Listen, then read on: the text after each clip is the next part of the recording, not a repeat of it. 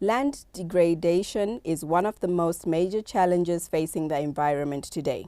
Some of the key activities contributing to this include sand poaching, granite crushing, stream bank cultivation, and illegal mining. Analysts have also attributed to the challenge to increase in new and illegal settlements. In the studio today, we have Mr. Brian Marara, Advocacy and Lobby Secretary of Manyami Conservation Trust, and Ronald Chirimuta, Community Liaison Officer of Harare Wetlands Trust, to help us discuss some of these challenges and possible solutions to address them. Welcome to the show. Thanks, Nicola. Thanks for having me. So, Brian, please can you explain to us what land degradation is? Thank you, Nicola. In layman terms, I would say any change in geophysical structure of the natural environment could be degradation. Wherefore, there comes the use aspect. If people are changing the geophysical aspect of the land, one, they might want to construct something which could be of benefit to them. But apparently, on contrary, the humans are not the only users of nature, and they are also, so to say, they could be a beneficiary of almost like every other aspect of the ecosystem. So he is the one who's going to be causing degradation for every other organism that he also is dependent on to surf again. Okay, thank you so much for that. And I'm going to talk to Ronald now. So Ronald, maybe you can also explain to us what are the causes of the land degradation? I think in terms of the causes of land degradation, they vary. They are quite diverse. But one of the main causes is the aspect of the economic issues versus environmental issues. I think at the moment, it's not just a Zimbabwean thing, but globally, the economy is deemed to be more important than the environment. So you talk about aspects of sand poaching, the illegal mining, the cultivation on wetlands and such areas. It boils down to an aspect of people are then searching for livelihoods. So I think the main cause of land degradation would be the economy versus the environment. Then in the context of Zimbabwe, I think one of the main causes would be aspects of the enforcement aspect. I think there's a limited or lack of enforcement with regards to when they are perpetrators of land degradation. I think this is something that is going on countrywide. The land degradation is widespread. We talk of our wetlands, our woodlands. They are under threat. There's a lot of degradation that is occurring. So I think those two, in my view, might be the main causes of land degradation. Okay, thank you for that. Yeah. Now back to you, Brian. Can you kindly tell us from a community perspective, what would you say about these illegal activities that are happening and how widespread are they in the country? These are far and wide, considering the rate of restoration that is also against that. Because obviously, if you are going to be destroying, you are supposed to restore somehow, so that it benefits the ecosystem that you will have, sort of disturbed. But however, we find kuti challenge atinayo hombe ndekuti munhu anogona kuteta zvaanoita, but no one follows up. Kuti anoti toti ndachera gomba ndoda kuwana cent, can I get something to fuel those almost like my landfills, so that I reclaim pandachera kuti riungane futi ndozokwanisa kushandisa mangwana. Saka chinhu chiripo chikuru chatikuona ndechekuti it's actually using to kupedza, kushandisira kupedza. So tikuti futuristically, if you are looking at the next generation, kuti okay, if they are going to want kuti vada send, where they're going to get it, because chiefly like what Ronnie has alluded to, kuti it's an economic situation, which means kuti munhu wants that gesture to sell. So he wants his kusikira mari yake, appetite yake mari yapera. That's only when he will stop milking the cent. But what is he doing? It's not only kuti iya achera abva atora jecha ndo problem, but kuti razosara racho mvura pairi kuzonaya iri kuita sei, iri kungori kukura rese yobva ina naro mu river streams. Saka siltation yobva yatoita apparently unongoziva kuti muno mutaundi magariro edu ndekuti we depend nemvura inongo iri pa one source ende inenge ichifanira kunge retreated sekunge isusu vagari techibhadhara mari kuti tiwane quality mvura yakatreatwa. But then nenyaya yekuti kwaya inenge ichifanira kuenda kwacho demu racho razara hakusina yanga ichienda yacho imwe yacho iri kuenda yakasviba nemaactivities atiri kuti ari kutsika upstream waya ari kubva asvibisa zvokuti at the end of the day now yakuda took off chemicals kuti ikwanise kutreatwa kuti tikwanise kumwa isusu, of which dai kuri tatakipa environment iri intact mawetlands ane capacity yekungochenesa mvura ega achitokupa mvura yakanaka. Nechikonzero chinei you even find kuti ukatoatasa mawetlands acho iwayo andogona you can even determine health status yawo by observing ma-indicators atinawo arimo akafanana neshiri, ma-butterflies, nyuchi, the way they stream to that wetland shows kuti wetland is clean. We also can determine kuti this wetland is dirty by also looking at ma-indicators akafanana iwaya kuti if I'm going to be seeing a bird yanonzi black ibis, it's only panonge panichiwerera sewage. Saka the moment I see it ndinoda kuti usati apa pane sewage. Saka uchizotasa manje wakutasa kuti ndepapi wotasa kuti mastreams acho ese ane sewage because ndoshiri yega yandiri kuona ipapo. Saka zviri kuti mvura yandiri kuzoenda kulake kwakwa ingori mvura imwe chete iri kubva muchini umu. Saka kuti ndizozva kuti yazochena kusvika papi nekuti yazondisiya chii in terms of utano mukati mangu because munhu wese ari muharare ari kudhipenda nemvura iyoyo. Saka iri kuzosiya chii muutano hwedu we don't know atisati tambozviudzwa. So tikuti zvinotoricha to very far and wide. All right. Wow, thank you very much for that informative information. We're going to take a short commercial break, and after the break we're going to discuss measures that can be taken to reverse these damages done to the environment. Thank you so much. Stay tuned.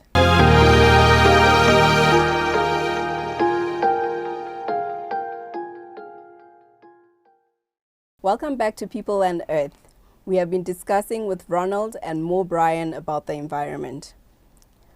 Brian and Ronald, if you can kindly tell us what measures can be taken to preserve the environment and getting it back from it being damaged. I think if we look at the context of wetlands, now the theme for World Wetlands Day for this year was now is the time for restoration. So the main thing that needs to be done is the aspect of restoration. And what so far has been done in the country, there's been talks of the government has developed national wetland management guidelines. So these stipulate what can be done on wetlands. Then there's a national wetlands policy. It determines what can be done on those specific areas. Then there's an Environmental Management Act. It talks about the protection of the environment and what can be done and what cannot be done. Then I also understand that now there's a Mines and Minerals Act that is being developed. It seeks to address the aspects of the degradation that is occurring within our environment. Because we get examples whereby miners, they are mining, but they're not restoring the areas after they're done with the mining. So the legislation that is in place within the country is doing quite a lot in terms of trying to then restore those degraded areas. But I think the main thing that needs to be done for the restoration would be the participation of the community. Because if you're going to restore a degraded area, the community members, they need to be a part of it. You cannot, it has to be a bottom-up approach, not just a top-down approach. All right. Wow, thank you for that. Which, like you said, boils down to the community. As people wanenge vari muma-communities, ndo vanenge vatori ma-watchdogs. Actually, ndo vanosuffer futi ma-effects of the same greenhouse. So ivo, like you said, a bottom-up would do is the approach would be to ask them what can be done, so that they also be contributory. Chazvinoita ndekuti project iyoyo inokwanisa kuwana a quick buy-in zvichibatsirawo futi kuti at the end of the day we have a solution to ma-problems atinawo, because chief amongst all ndekuti the community members are the ones that are doing those illegal activities. So awareness, kuramba vachiconchedizwa, and to be part of the beneficiaries, say kuti we decide kuti the restoration takes place within the communities. So what is it that like he was alluding to development strategies apo chimwe chingaitike kuti titi community ekwanisa kuappreciata kuti zveshuwa zvinoda kuitwa apa zvichabenefita isusu, because pane ma-issues to do with ecotourism, issues to do with iwo ma-restoration efforts iwayo anenge aitoriwo achicapacita even ma-communities kuti they would come. Part of the restoration would say kuti let's just take out my invasive species ari mu-wetland medu. Just by doing that, we will need the community members to come together. We educate each other kuti these are not required here.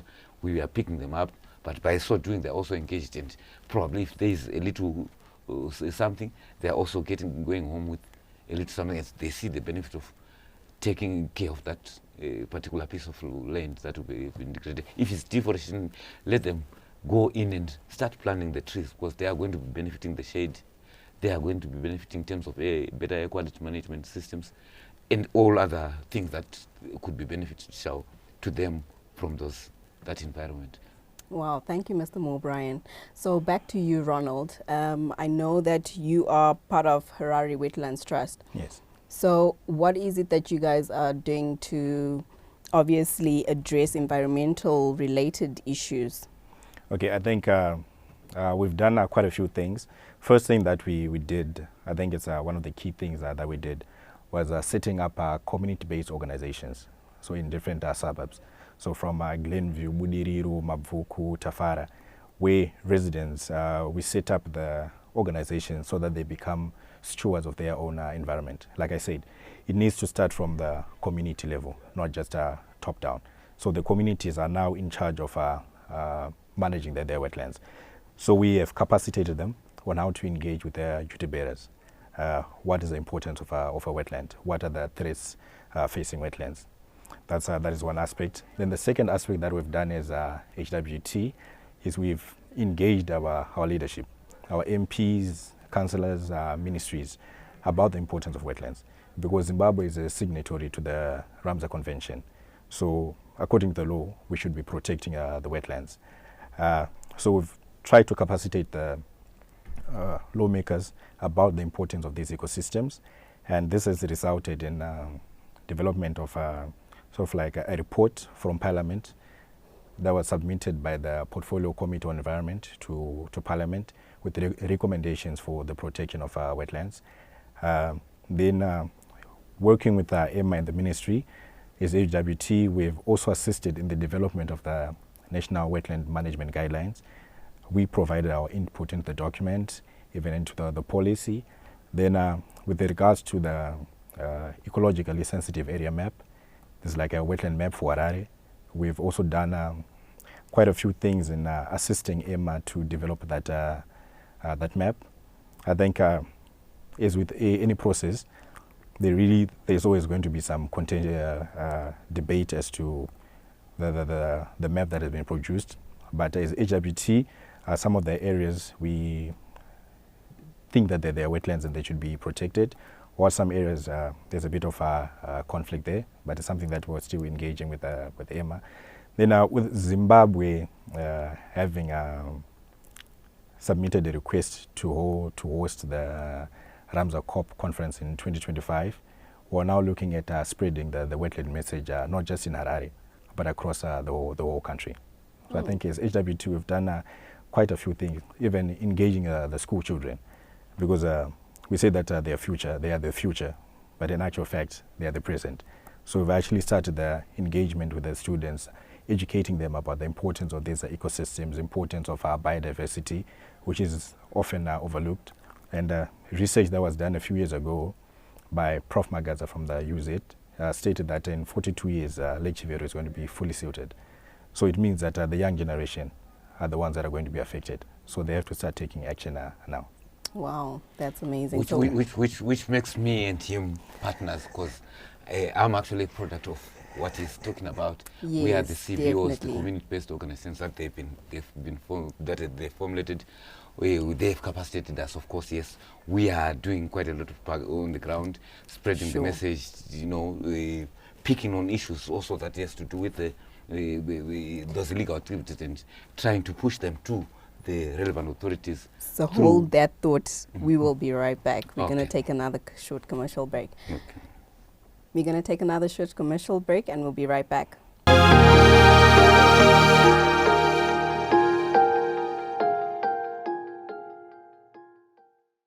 Welcome back. So we're back to you, Mr. Brian. I know I cut you off, Okay. but we want to talk to you about the conservation and what are you doing as your organization to curb these illegal activities that are happening to the environment? Yeah, thank you very much. Like I was saying, we are a product of the statutory instrument SI 7 of 2007, where the constitution allowed for HRT to formulate organizations within this structure to also help with awareness, because we as the people on the ground are the people who are facing the problems, and we are able to articulate the problems to the authorities using one voice, community voice, where these guys were saying, no, Isusu is a running wetlands trust, we cannot manage all areas, but there are people within various communities who we can capacitate and also take up these issues. We've done quite a number of things. I mean, he says little, but we as a community feel great because we have managed to have our voice heard to even to the presidium.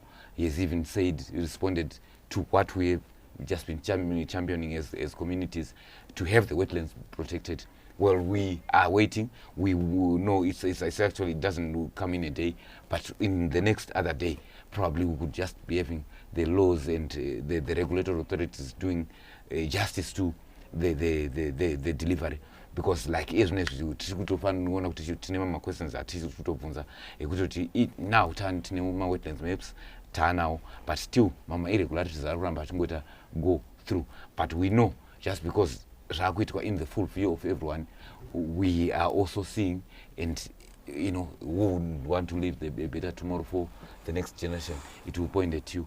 Saka ndozvo zvanakira, but we are also happy kuti just because they are having the capacity we've even formulated them to become projects which are some are akutokwanisa kuti ngachitoitawo ma-lifestyles nema-livelihoods options anenge ari available. So we are seeing ourselves as moving. Tiri kutoti isusu izvo tikuona futi legislature chaiyo we are contributing to those debates, because pane ma-litigations anoitwa through ma-consortiums atinoshandidzana nawo akafanana wetlands trust naBirdlife Zimbabwe, vanozokwanisa kuti kana tinge taita ma-issues, they also take those issues to court.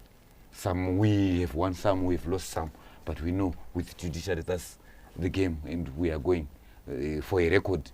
We will have set the line straight. So basically, as a community, we feel we are doing our part to try and conserve that ecosystem to benefit the greater part of Harare. Wow, thank you so much, Mr. Mo Brian. So Ronald, maybe you can shed some light for our viewers in terms of giving them advice in terms of restoration and conservation to our environment. Okay. What can you educate them? Okay, what I can educate them is that conservation issues, they're not just something that is done by ministries or government departments. It's something that is done by the local community. One of the Ramsar sites in Zimbabwe, Monaville, is something that was done just by the local residents. Then the government was then roped in, but it was something that was initially done by the government. So aspects of restoration require the assistance of our different players, different stakeholders, and communities have to take that initiative, become stewards of their own areas. That is how the conservation works. And also conservation, and it also needs to be backed by the science, because if you're going to be talking to policymakers, government, they need to really understand what you're talking about. So the science is critical towards aspects of restoration. So is the awareness, because when we talk about the science, we also need to know why the restoration and the conservation is taking place. As Harare Wetlands Trust, you also work with BirdLife Zimbabwe. So BirdLife Zimbabwe is Shiri. Question now is, why are birds important? The bird is not just important, what it indicates is important, because it shows us how healthy an ecosystem is. So I think the biodiversity aspect would then be important. Then the awareness aspect would then come into play as well. So I think I would urge the viewers viewers that they should identify what land degradation aspects are taking place within their particular communities, and try and find partners that they can work with to address it. Wetland aspects, they can engage Harare Wetlands Trust. Then for trees, if they want to plant more trees or aspect like that, there's a forestry commission. Then there's My Trees. Then there are different residents associations all around the country that they can join, and then this can be a platform for them to either their views. So we've got Sino Art, we've got CRA, we've got HRT. Those are all just different platforms for people to work with. And then involvement of the local authorities, government, so your City of Harare, your local boards, EMA, Ministry of Environment, local government. Those are then stakeholders that communities need to then work with whilst partaking in their conservation and restoration initiatives. Wow, thank you so much. Yeah. And in closing, Mr. Moore Bryan, briefly just tell our viewers what it is they can also do to conserve the environment. Basically, everyone needs to, it's everyone's game. You Pawarasa Marara, we want to Warasira Papi, because at the end of the day, Marara Warasira, Pakanoga dam site, thinking good in the Kandapa dam site, you find them in your water. Saka, it would start maybe from how we manage ourselves from home. I think that is social accountability. I'm actually inspecting myself first before I look at what everyone else is doing. And maybe name and shame, if we see Zugwitka is not what we desire as a community, let's gang up. Let's not leave it the pana do job, because do job is not going to give you the service. We have a lot of do jobs who are not delivering, but so at the end of the day, when we are supposed to gather up as a community to own our solutions that no one as homegrown, could atipo ma solutions to my challenges. Takaona vanweku masasa vakaita some 15 years vasina mvura, but just because vakazongoita gather up as a community and through the local leadership, they discovered it's $50 on each in every house could wet a pipe, connected to the next water hole. It's not like people should wait. The government has to do us something. Potential. Go through the right channels. And show commitment is not punish or trying to, you come up straight.